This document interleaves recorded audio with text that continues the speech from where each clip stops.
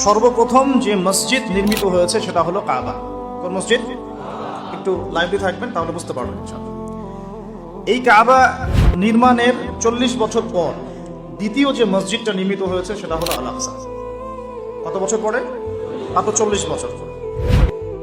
এই আল আকসাই পৃথিবীর ইতিহাসের দ্বিতীয় মসজিদ। অগণিত নবী রাসূল এখানে জন্ম নিয়েছেন, এই বাইতুল মুকাদ্দাসে এখানে বেড়ে উঠেছেন। এই জায়গা কেন্দ্র করে তারা বিশ্বকে শাসন করেছেন, দাওয়াতি কাজ করেছেন, আল্লাহ তাওহীদের বাণী প্রচার করেছেন। এই আল আকসাই হচ্ছে নবী ইব্রাহিম আলাইহিস সালামের হিজরতের জায়গা। আমি শুধু মূল পয়েন্টগুলো টাচ করছি, আপনাদের বিস্তারিত আপনারা পড়ে নেবেন।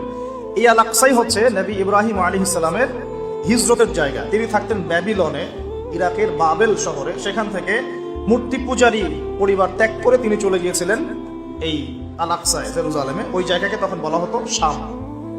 এখন ওই জায়গাকে শামই বলা হয়, কিন্তু এখন শাম বলতে আমরা বেসিক্যালি সিরিয়াকে বুঝি।